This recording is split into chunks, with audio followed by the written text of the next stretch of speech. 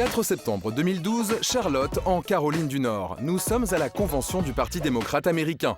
Un événement presque aussi glamour que les Oscars. Hello, MCs, bonjour, bonsoir. Eva Longoria, Mary J. Blige ou encore l'Oscarisé Jeff Bridges, le tout Hollywood s'est déplacé jusqu'ici dans un but bien précis. S'assurer que les gens votent et qu'ils votent pour Barack Obama. Et la mobilisation des stars, Obama en a plus que jamais besoin. Depuis son premier débat en demi-teinte face à son adversaire Mitt Romney, les deux candidats à la Maison-Blanche sont au coude à coude dans les sondages.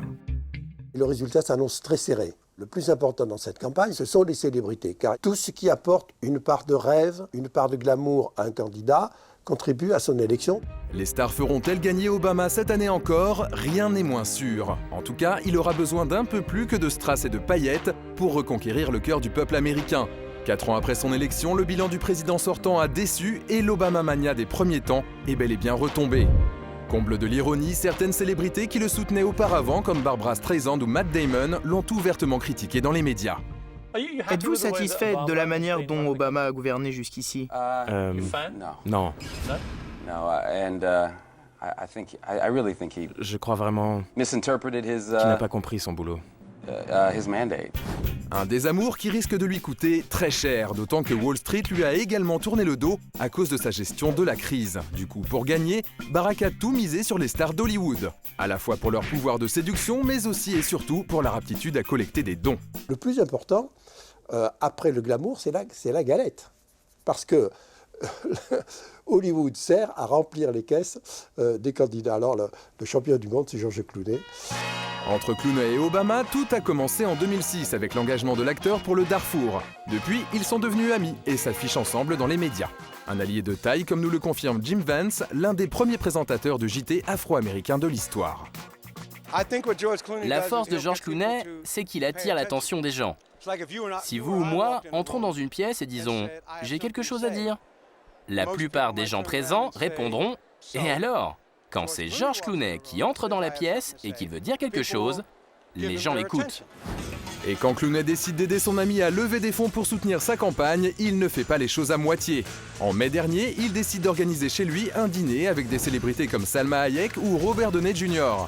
Et la bonne idée, c'est que n'importe qui pouvait y participer, moyennant un petit don et après tirage au sort. Une vitrine de Noël qui a rempli sa mission bien au-delà des espérances de la star. En une soirée, Clooney a récolté plus de 15 millions de dollars. Daniel Dozier est conseiller en communication et membre actif du staff Obama for America. Il nous dévoile les coulisses de ce dîner.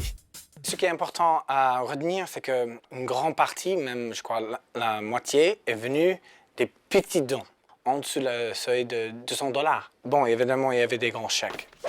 Et des gros chèques, il y en a eu davantage, puisque d'autres stars ont essayé de faire aussi bien que George. Le président Obama et Michelle viennent dîner chez moi. Et ne soyez pas en retard. Mais tout le monde ne s'appelle pas George. Au final, Sarah Jessica Parker et Anna Wintour ont récolté 4,5 millions de dollars, ce qui n'est pas si mal. Quant à Beyoncé et Jay-Z, ils ont réussi à glaner quelques 4 millions de dollars supplémentaires. Mais est-ce qu'une telle connivence entre les people et le pouvoir serait possible en France ? L'Amérique, c'est le pays du rêve américain et du rêve hollywoodien qui ne font qu'un. Donc, entre le show business et la politique, c'est le love story. Chez nous, entre le show business et la politique, c'est je t'aime, moi non plus. Donc, c'est très différent. Et les stars ne servent pas qu'à remplir les caisses, les petits soldats de Barack ont une autre mission, rallier le plus grand nombre d'électeurs à sa cause. Avec son éventail de célébrités, il arrive à toucher toutes les couches de la population, contrairement aux républicains. Première cible visée, l'Amérique profonde, et notamment les swing states, ces États américains traditionnellement indécis et qui peuvent faire basculer une élection. Après George Clooney, c'est au tour du boss himself, Bruce Springsteen, bientôt 40 ans de carrière, de faire passer le message. Réélisons président Barack Obama, donnons-lui 4 ans de plus. L'audience est captivée. Et ce qui est bien avec Barack, c'est qu'il pense à tout le monde. Pour convaincre les jeunes de voter, il sait s'entourer. Sa carte maîtresse, la ravissante Scarlett Johansson. Aux dernières élections, j'ai enfin eu le droit de voter. Toute seule, comme une grande. Scarlett Johansson, elle était très efficace pour faire venir des jeunes et pour décrire pourquoi l'enjeu était aussi important de voter pour la première fois. Réélisons le président Barack Obama. Mais le vote sur lequel compte tout particulièrement le président sortant pour gagner cette fois-ci, c'est celui de la communauté latino. Avec une politique d'immigration qui prône la fermeté, les républicains se sont mis à dos cet électorat. Une erreur monumentale que Barack compte exploiter. Une fois de plus, il mise sur des stars comme Jennifer Lopez ou Eva Longoria pour faire la différence. Je suis vraiment motivée pour parler à la communauté hispanique. Ça me remplit de joie. Mais en même temps, il faut vraiment les pousser à aller voter. Eva, on va la chercher parce qu'elle est latinos, parce qu'elle va pouvoir séduire les 16% d'Américains qui sont latinos et qui vont faire la différence dans ces élections. 16%, soit 52 millions de personnes, un chiffre énorme et une stratégie que le camp démocrate espère payante. Les stars se sont donc toutes mobilisées derrière leur président, mais au final, il semble que la célébrité qui agit le plus en faveur de Barack Obama soit en fait... Michelle! Merci, Première Dame.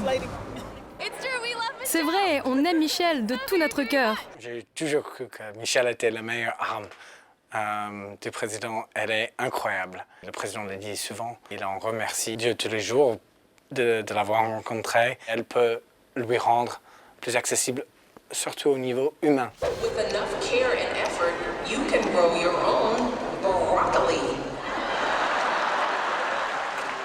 Un peu d'humour, cela ne fait pas de mal dans une campagne. L'aura de Michelle est telle qu'elle est plus populaire que son président de mari, 69% de sympathisants à travers tout le pays contre seulement 56% pour Barack.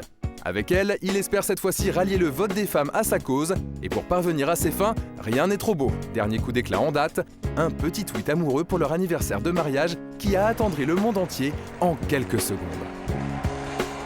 Il y a 20 ans aujourd'hui, j'ai épousé l'amour de ma vie et ma meilleure amie. Bon anniversaire, Michel. Alors les stars feront-elles la loi au pays de la bannière étoilée? Résultat du scrutin dans une semaine.